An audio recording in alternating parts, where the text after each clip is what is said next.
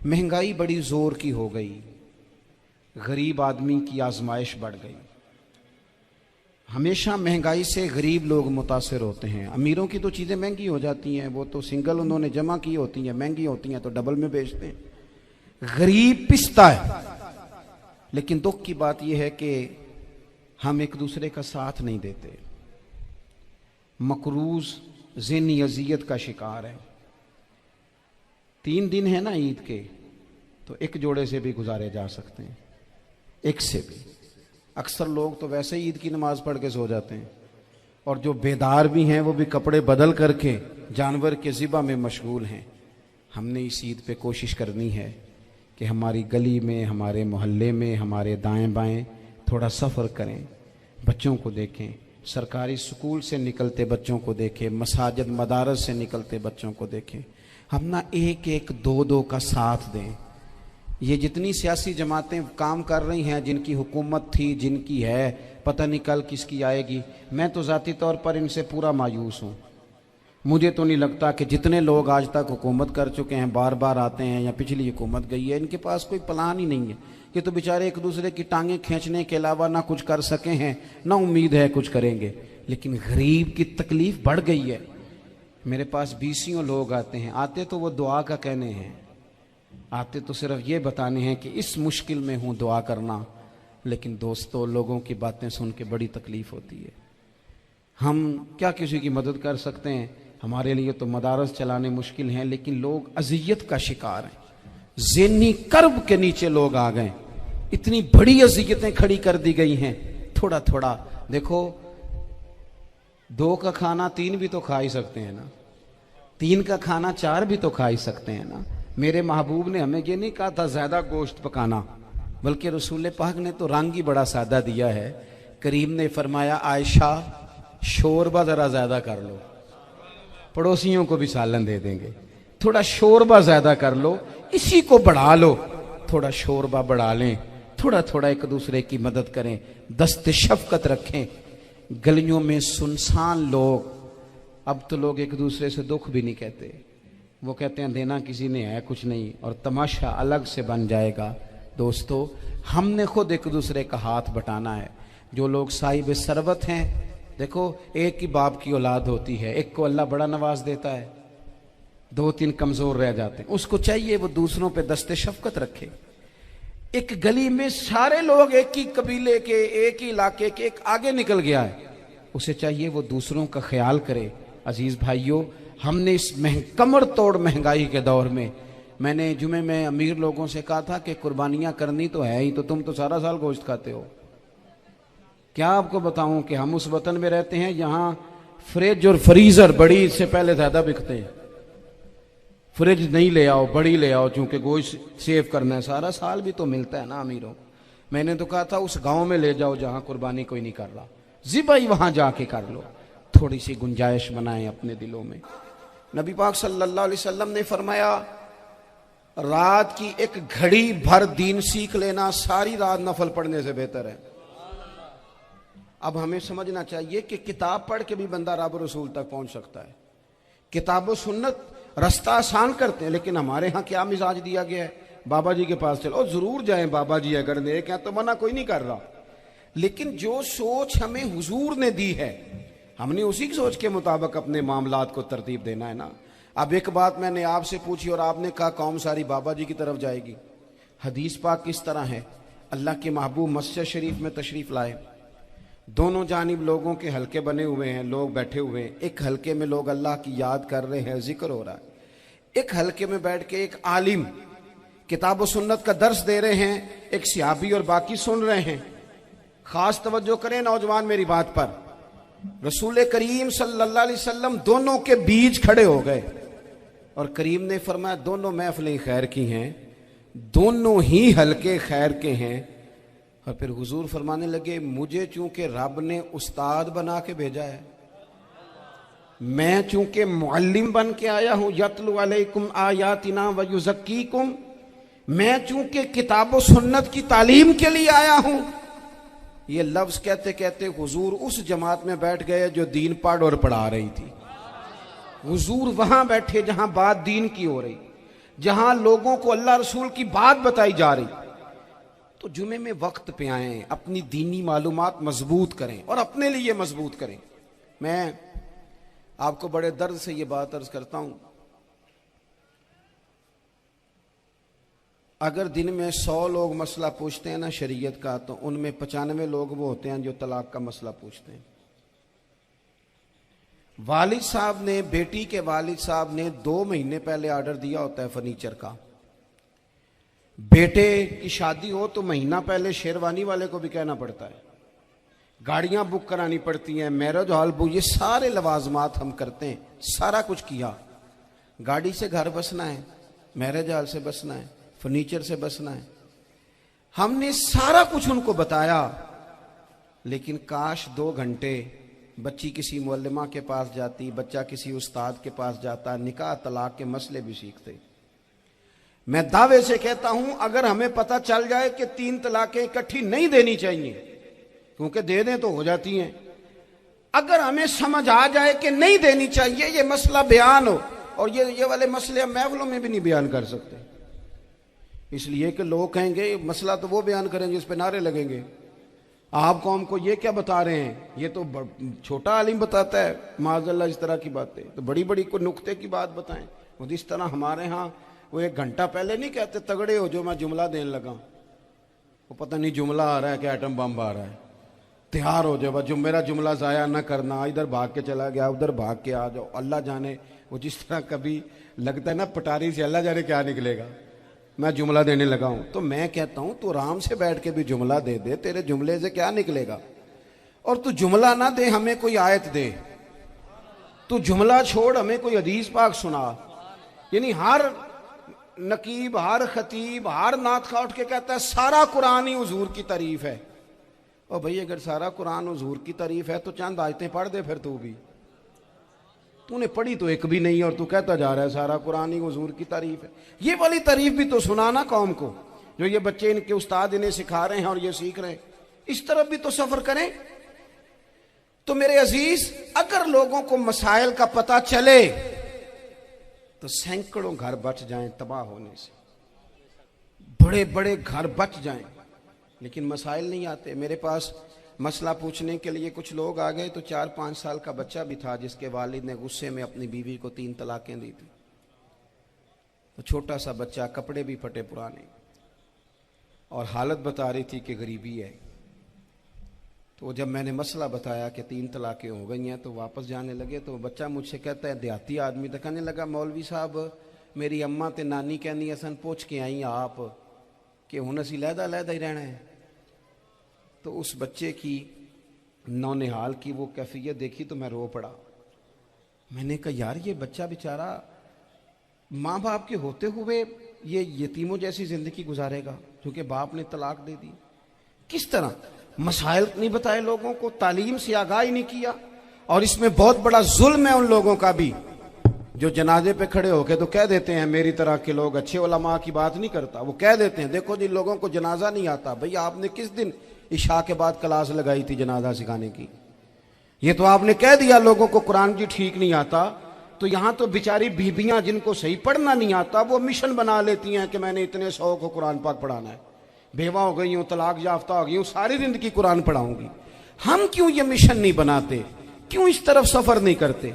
एक तो दीनी मालूमात में, दीनी उलूम में अपने आप को लगाएं और ज़ौक़ पैदा करें कि जो चीज़ें मुझे नहीं आती मैंने वो सीखनी है, जो मामलात मुझे नहीं आते मैंने उनकी तरफ सफ़र करना है। एक तो अपना ये मिजाज बनाएं। और जब आप दीनी उलूम सीखते हैं तो पता है कौन सा मंजर कायम होता है? मंजर वो बनता है कि हज़रत अबू हुरैरा भी दीन सीखा करते थे, हज़रत अब्दुल्ला इब्ने उमर भी असहाबे सुफ़ा में रहा करते थे, हज़रत अनस बिन मालिक भी रहा करते थे। और ऐसा मंजर बनता है कि हज़रत सैयदा खतीजतुल कुबरा रज़ी अल्लाह तआला अन्हा फरमाती हैं, सैयदा फातिमा हुजूर की गोद में बैठी होती थी और नबी पाक से बातें पूछती थी और हुजूर उन्हें बता रहे होते थे। सैयदा आयशा हुजूर से दीन की बातें पूछती। चौथा हिस्सा हमारी फिका के उसूल हजरत फातिमा की, हजरत आयशा सिद्दीका की मरवियात पर मबनी है। अगर हमारी बच्चियां छोड़ दें डाइजेस्ट पढ़ना, छोड़ दें इधर उधर की मूवी देखना, और वो किताब और सुन्नत पर आ जाएं, तो बहुत सारे मसाइल ऐसे हैं जो उलझने से पहले ही सुलझे हुए हों। दीनी तालीम का मिजाज और जौक। और दूसरी आयत करीमा मैंने तिलावत की, अल्लाह करीम ने कुरान मजीद में फरमाया, या अय्युहल्लज़ीना आमनू कू अनफुसकुम व अहलीकुम नारा, ऐ ईमान वालों खुद भी दोज़ख की आग से बचो और अपने घर वालों को भी बचाओ। ओ वालिद, वो माँ जो बच्चों को भूख से बचाने के लिए मेहनत करती है, उनको मायूसी से बहुत सारे माँ बाप ऐसे होते हैं जिनके पास कपड़े लेने के पैसे नहीं होते ईद पे। क्यों? अजीज भाई, जिस तरह हम अपने बच्चों को देखें, बहुत सारे माँ बाप के पास गुंजाइश नहीं होती, लेकिन इस नीयत से कि बच्चों के दिल टूट जाएंगे, ईद पे कैसे गुजारा करेंगे, मुश्किल से भी कपड़े खरीद के देते। इस तरह हम अपने बच्चों को भूख से, प्यास से, मायूसी से बचाते हैं। इस तरह हमारे रब ने हमारे जिम्मे लगाया है कि तुम अपने बच्चों को कोशिश करो दोज़ख की आग से बचाने की। हज़रत उमर फ़ारूक रदी अल्लाह ताला अन्हु ने अर्ज़ किया था, या रसूल अल्लाह सल्लल्लाहु ताला अलैहि वसल्लम, इस आया करीमा का माना क्या है? तो महबूब करीम अलैहिस्सलाम ने फरमाया, उमर, जिन चीज़ों का अल्लाह तुम्हें हुक्म देता है, तुम अपने घर वालों को उन चीज़ों का हुक्म दो। जिन चीज़ों से रब रसूल तुम्हें मना करते हैं, अपने घर वालों को उनसे रोको। अपने घर के अंदर निफाज़े दीन करने की कोशिश करो। मेरे भाई, बहुत ज़्यादा आजमाइश है हमारे घरों में, बेचैनियाँ हैं, इस्तराब है, बच्चों में सख्ती है, बहन भाई एक दूसरे के साथ लड़ते हैं, मिजाजों में तलखी आ गई। क्यों भला? इसलिए कि माँ बाप को जो बेहतरीन किरदार और जो हसीन तरीका घर में अपनाना चाहिए था, बच्चे तकरीर बाहर से सुनते हैं लेकिन वो फॉलो अपने माँ बाप को करते हैं। अगर माँ बाप में हौसला हो, सब्र हो, इत्मीनान हो, खुददारी हो, थोड़े पर गुजारा करने का मिजाज हो। देखे ना, आज डिप्रेशन है, टेंशन है, पैनिक्स अटैक्स हैं, बड़ी सारी चीजें आ गई हैं। क्यों भला? सब्र नहीं, तहम्मुल नहीं, बुर्दबारी नहीं। आजमाए। एक दिन एक बच्चा मेरे पास आ गया मदरसे का और आके वो रोने लगा। मेरे घर वाले कहने लगे, खाना छोड़ दें, पहले इसकी बात सुन ले। मैंने कहा, पुत्र क्या हुआ? किसी ने मारा है? किसी उस्ताद ने? कहने लगे, नहीं हजरत, घर फोन किया था तो मेरी अम्मा और अब्बा की लड़ाई हो रही है। बच्चा कांप रहा है, टांगे कांप रही। मैंने कहा, क्या हो क्या गया तुम्हें पुत्र? लड़ाई हो रही है तो घरों में हो ही जाती है। कहने लगे, नहीं आपको पता नहीं, वो बड़ा सख्त लड़ते हैं। मेरे वालिद जब मेरी वालदा को मारने के लिए आगे बढ़ते हैं तो हम सारे चारपाइयों के नीचे छुप जाते हैं, हमें खौफ आता है, वो मंजर खतरनाक होता है। ये कौन तकलीफ दे रहा है अपने बच्चों को? यहां बैठे हमारे यहां मीलों दूर रहते थे उसके घर वाले, तो वो तकलीफ में था, तो घर में क्या कैफियत होगी? अगर हौसला हो, सब्र हो, कनात हो, अल्लाह के दिए हुए थोड़े रिस्क पर हमें राजी रहना आता हो, हमारे घरों में सुकून आए, इत्मीनान आए। हम जो जिंदगी बड़ी खुशी खुशी गुजार सकते हैं, हमारे मिजाजों का लालच, हमारी तबीयतों की बेराह रवी, हमारी झूठी अना का बुत, उन सारी चीजों को खत्म कर देता है। अपनी जिंदगी के अंदर अगर हम वो किरदार अपने बच्चों को दें, जिस किरदार में मोबाइल भी हो, जिसमें गाड़ी भी हो, जिसमें पैसे भी ला के अब्बा दराज में रखता हो, लेकिन वालिद का घर में मुसल्ला भी मौजूद हो, उसकी कोई तस्वीर भी हो, वो ये भी कहता हो कि खुदा ने अपने फजल से आज 5,000 दिया है तो इसमें 1,000 गरीबों का भी है, इसमें थोड़ा सा मैंने अल्लाह की रिजा के लिए भी रखा है। अगर कोई मुश्किल आ जाए तो वो बाप और माँ को सब्र करता हुआ देखते हो। अगर एक बाप कर बात करे तो दूसरा बर्दाश्त करता हो। खुदारा अपनी औलादों को इस अजियत का शिकार न करो। अपने घरों के अंदर वो खुददारी, वो प्यार, वो वकार, वो मोहब्बत, वो अंदाज। आप थके हुए हैं, कोई शक नहीं, आप बहुत सारे मसाइल का बाहर शिकार होंगे, कोई शक नहीं, लेकिन आप बाहर से थक के आए हैं। और अगर आप बाहर अपनी फैक्ट्री के मालिक हैं और दफ्तर के बड़े हैं तो घर में भी तो आप बड़े हैं ना। आपकी माँ भी तो इंतजार कर रही है, उसने भी तो दुखड़ा सुनाना है ना आपको। आप ये देखिए कि आपके बच्चे भी तो इंतजार कर रहे हैं, वो चाहते हैं कि अब्बा आके बैठे तो हम उनके सीने पे चढ़ के थोड़ा खेलें। आपकी अहलिया मुंतजिर हैं, कुछ बातें बीवी किसी और से नहीं कह सकती, सिर्फ अपने शौहर से कहती है। लेकिन वो तो आते ही जलाल में आ गए साहब। वो कहने लगे तू बड़ी नालायक है, मैं थका मांदा आया हूं और तूने मुझे कहानी सुना दी है। वो उस खातून से शिद्दत के साथ पेश आने लगे। मेरे रसूल पाक की हयात नूर को देखो, हजरत उम्मे ऐमन हुजूर की रजाई वालदा हैं, उनकी भी खिदमत हो रही है। हजरत हलीमा सादी आ रही हैं तो खिदमत हो रही है। हजरत अब्बास हुजूर के चचा हैं तो करीम फरमाते हैं मेरे चचा हैं बाप की जगह पे। हुजूर दोस्त अहबाब सहाबा गुलामों सब के साथ प्यार कर रहे हैं। 9 अज़वाज मुतहरात हैं घर के अंदर। और कैफियत ये है कि हुजूर सिर्फ उनकी ज़रूरतों का ही ख्याल नहीं करते, ख्वाहिशात का ही ख्याल नहीं करते, बल्कि मेरे करीम का तरीका यह है कि कोई बंदा आज बोल क्या रहा है, वो कहाँ खड़ा है, आज उसके जुमले किस तरह के हैं, उसका लहजा किस तरह का हो गया है और उसे ठीक कैसे करना है। महबूब इसका ख्याल फरमाते, तवज्जो करते। मैं कहता हूं कि हम सबको शौक आया है आराम करने का। मैं सुबह 11 बजे से पहले अपने घर से निकल आया था और ये वक्त आ गया है और रात को खुदा जाने किस वक्त घर पहुंचना है। कई दफ़ा कैफियत ये होती है कि गाड़ी से उतरते हैं तो फिर दिल करता है कि कोई उठा के चलाए ना कभी। इसके बावजूद बहुत सारे लोग नाराज़ रहते हैं कि हमसे मिल के नहीं गए, फ़ोटो नहीं खिंचवा के गए, फलानी जगह चाय नहीं पी के गए। ये तसलसल है। लेकिन मैं जितना मर्जी थका मांदा घर जाऊंगा ना, कभी ऐसा नहीं हुआ कि मैं घर जाऊं तो बड़ी टेंशन में जाऊं। मेरी घर वाली एक दिन मुझसे कहने लगी आपने कभी नहीं कहा कि मैं थका हुआ आया। बंदा थक भी तो जाता ही है ना, कभी कहाँ करे ना। मैंने उसे कहा पता क्यों नहीं कहता, इसलिए नहीं कहता कि मैं नहीं चाहता कि मेरे बच्चे ये कहें कि हमने दीन नहीं पढ़ना, हमारा बाप तो बड़ी मुश्किल में है। हम अपने काम के बारे में अपने घर में शिकवे करते हैं। आप किसी बच्चे से पूछ लें कौन सा काम करना है, कहता जेड़ा अब्बा जी कर दे रहे वो नहीं करना। क्यों? कि अब्बा जी हर रोज़ तो कहते हैं मैं बड़ा उलझ गया हूँ, ये काम बड़ा मुश्किल है। मैं चाहता हूँ कि मैं अपने बच्चों को ये बताऊँ कि पुत्र मैं तो जिधर जाता हूँ फूल ही फूल हैं, मैं तो जिधर से गुजरता हूँ मोहब्बत ही मोहब्बत है, मैं तो जिधर से देखता हूँ दुआएं ही मिलती हैं, ताकि उनका शौक पैदा हो। मेरे अजीज, आप थोड़ा सा दिल बड़ा करें।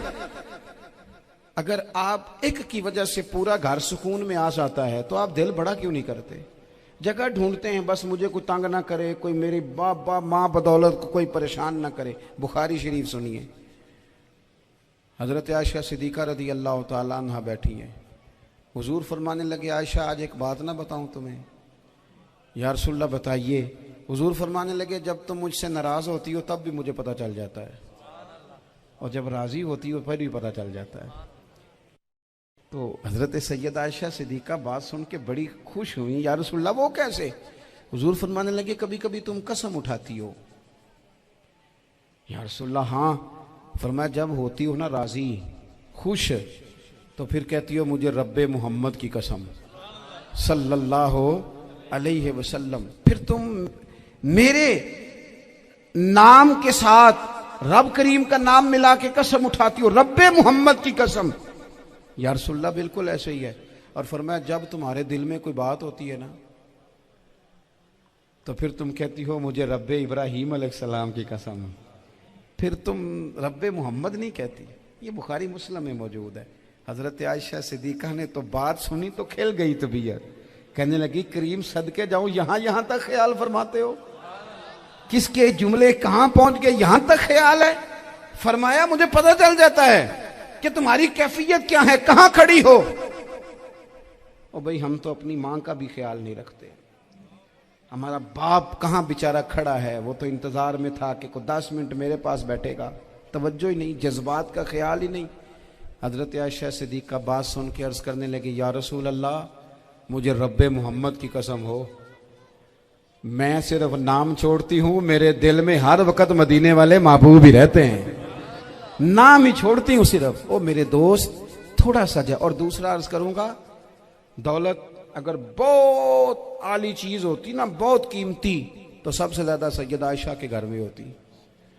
अगर पैसों से ही शौक खाता तो पैसे सबसे ज्यादा हजरत फातिमा तज़हरा के काशाना नूर में होते। ओ मेरे भाइयों, सोना वक्त मोहब्बतों से गुजारा जा सकता है। ओ भाई, मैंने तो अपने घर में ये देखा कि मेरे वालिद साहब गर्मी आती तो फरमाते, ओ लो भाई तुहानू परवाह नहीं, मैं तुहाडे पड़ोले च दाने पा दिते ने ते तुहाडी मां ने मर्तबान च अचार पा दिता है। लो अब तुम्हें कहीं जाने की जरूरत नहीं पड़ेगी। इस पे भी वक्त बड़ा अच्छा गुजरता था, इस पे भी टाइम बड़ा अच्छा। 6-6 खाने खा के बच्चे नखरे कर रहे हैं। मैंने अपने वालिद साहब से एक दिन कहा, मैं क्या अब्बा जी तुहानू पसंद की है? फरमान लगे, पुत्र जे तो लगी होवे भुख फिर ते हर शाही, और अगर भूख ना हो तो फिर नखरे ही नखरे हैं, फिर क्या पसंद होना है? तबीयत नहीं। अपने घरों में, अपने दोस्तों में इत्मीनान पैदा करें, इस तरह से बाहर आए। और एक बात और अर्ज करनी है, याद रखना, तकरीर बाहर चलती है, घर में नहीं चलती। घर में अमल चलता है। घर जाके आप लेक्चर देना, नमाज पढ़ा करो, नमाज पढ़ा करो, नमाज पढ़ा करो, नमाज पढ़ा करो, तो कोई नहीं पढ़ते घर वाले। आप घर में नमाज खुद शुरू कर दें। नबी पाक सल्लल्लाहु अलैहि वसल्लम ने फरमाया, घरों को कब्रिस्तान ना बनाओ, कुछ नफली नमाजें घर में भी पढ़ा करो। अल्लाह के प्यारे रसूल सल्लल्लाहु अलैहि वसल्लम का घर मस्जिद नबवी के बिल्कुल साथ है। दरवाजा हुजूर के घर का मस्जिद में खुलता था। लेकिन नबी करीम सल्लल्लाहु अलैहि वसल्लम क्या करते थे? हजरत आयशा सिद्दीका फरमाती हैं, तहज्जुद की नमाज घर में पढ़ा करते थे। घर में हुजूर तहज्जुद की नमाज पढ़ते, अगरचे घर में दुश्वारी थी। कुछ इबादात, कुछ नमाजें घर के अंदर भी इंसान पढ़े। आखिरी गुजारिश आप हजरात से करनी है, इतना बड़ा मजमा है, इतने सारे लोग तशरीफ लाए हैं, एक गुजारिश आप हजरात की खिदमत में रख के बस मैंने बात को समेटना है। 2 बातें मैंने आपकी खिदमत में अर्ज़ की हैं। एक तो दीनी इल्म का ज़ौक़ पैदा करें, और दूसरा अपने घरों में थोड़ा ठहराव लाएं। थोड़ा सा अपने, ये बच्चों के दस्तार फजीलत का इज्तिमा था, इसलिए मैंने ये बात अर्ज़ की, अपने घरों में थोड़ा हौसला कनात लाएं। हज़रत आयशा सिद्दीक़ा रज़ी अल्लाह तआला अन्हा फरमाती हैं, ऐसा नहीं था कि हमारे घर के अंदर माल नहीं आता था, अल्लाह के फजल से बड़ा कुछ आता था, लेकिन फरमाती हम इसार कर दिया करते थे। हुजूर का मिजाज इसार कर देने का है। याद रखना, शम्मा से अगर कई शम्मे जल जाएं तो इसकी रोशनी में कभी कमी नहीं आती। हजारों दिए भी जल जाएं तो ये दिए मांद नहीं पड़ते। महंगाई बड़ी जोर की हो गई, गरीब आदमी की आजमाइश बढ़ गई। हमेशा महंगाई से गरीब लोग मुतासिर होते हैं। अमीरों की तो चीज़ें महंगी हो जाती हैं, वो तो सिंगल उन्होंने जमा की होती हैं, महंगी होती हैं तो डबल में बेचते हैं। गरीब पिसता है। लेकिन दुख की बात यह है कि हम एक दूसरे का साथ नहीं देते। मकरूज ज़हनी अजियत का शिकार है। 3 दिन है ना ईद के, तो एक जोड़े से भी गुजारे जा सकते हैं, एक से भी। अक्सर लोग तो वैसे ही ईद की नमाज पढ़ के सो जाते हैं, और जो बेदार भी हैं वो भी कपड़े बदल करके जानवर के ज़िबा में मशगूल हैं। हमने इस ईद पे कोशिश करनी है कि हमारी गली में, हमारे मोहल्ले में, हमारे दाएं बाएं थोड़ा सफ़र करें, बच्चों को देखें, सरकारी स्कूल से निकलते बच्चों को देखें, मसाजिद मदारस से निकलते बच्चों को देखें। हम ना 1-1, 2-2 का साथ दें। ये जितनी सियासी जमातें काम कर रही हैं, जिनकी हुकूमत थी, जिनकी है, पता नहीं कल किसकी आएगी। मैं तो ज़ाती तौर पर इनसे पूरा मायूस हूँ। मुझे तो नहीं लगता कि जितने लोग आज तक हुकूमत कर चुके हैं, बार बार आते हैं या पिछली हुकूमत गई है, इनके पास कोई प्लान ही नहीं है। ये तो बेचारे एक दूसरे की टांगें खींचने के अलावा ना कुछ कर सके हैं, ना उम्मीद है कुछ करेंगे। लेकिन गरीब की तकलीफ बढ़ गई है। मेरे पास 20 लोग आते हैं, आते तो वो दुआ का कहने हैं, आते तो सिर्फ ये बताने हैं कि इस मुश्किल में हूँ, दुआ करना। लेकिन दोस्तों, लोगों की बातें सुन के बड़ी तकलीफ होती है। हम क्या किसी की मदद कर सकते हैं? हमारे लिए तो मदारस चलाने मुश्किल हैं, लेकिन लोग अजियत का शिकार हैं। ज़हनी कर्ब के नीचे लोग आ गए। इतनी बड़ी अजियतें खड़ी कर दी गई हैं। थोड़ा थोड़ा देखो, 2 का खाना 3 भी तो खा ही सकते हैं ना, 3 का खाना 4 भी तो खा ही सकते हैं ना। मेरे महबूब ने हमें ये नहीं कहा था ज़्यादा गोश्त पकाना, बल्कि रसूल पाक ने तो रंग ही बड़ा सादा दिया है। करीम ने फरमाया, आयशा शोरबा ज़रा ज़्यादा कर लो, पड़ोसियों को भी सालन दे देंगे। थोड़ा शोरबा ज़्यादा कर लो, इसी को बढ़ा लो। थोड़ा शोरबा बढ़ा लें थोड़ा थोड़ा एक दूसरे की मदद करें, दस्ते शफकत रखें। गलियों में सुनसान लोग, अब तो लोग एक दूसरे से दुख भी नहीं कहते, वो कहते हैं देना किसी ने है कुछ नहीं, और तमाशा अलग से बन जाएगा। दोस्तों, हमने खुद एक दूसरे का हाथ बटाना है। जो लोग साहिब सरबत हैं, देखो एक ही बाप की औलाद होती है, एक को अल्लाह बड़ा नवाज देता है, दो तीन कमजोर रह जाते हैं, उसको चाहिए वो दूसरों पे दस्ते शफकत रखे।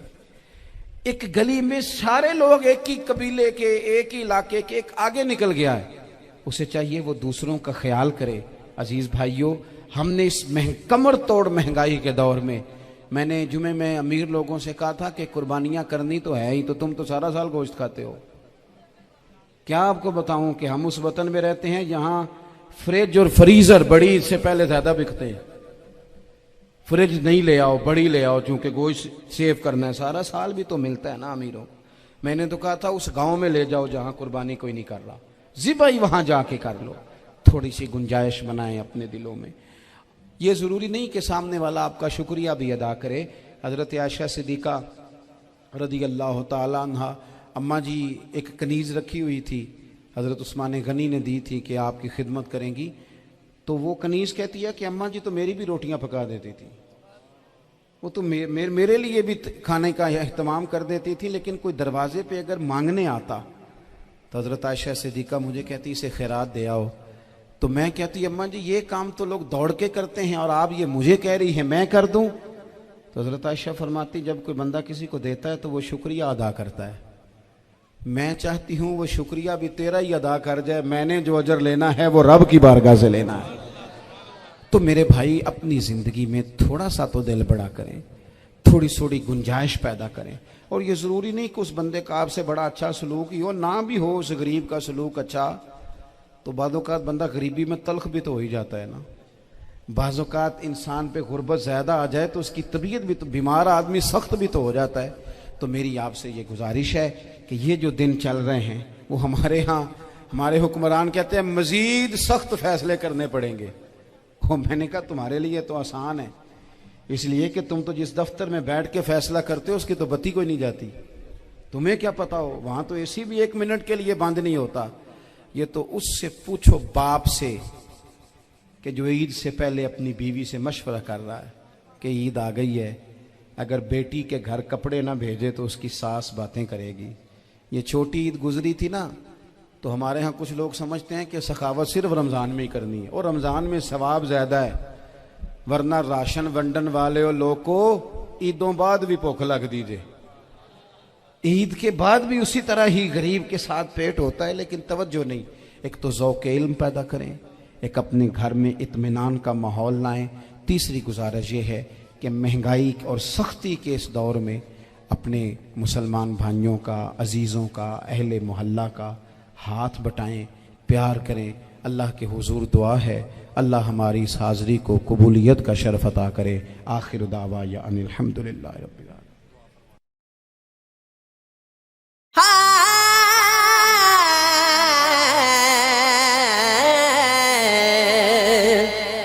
दिन से दूर न मजहब से अलग बैठा हूँ, दिन से दूर न मजहब से अलग बैठा हूँ। तेरी दहलीज पे, तेरी दहलीज पे हूँ सब से अलग बैठा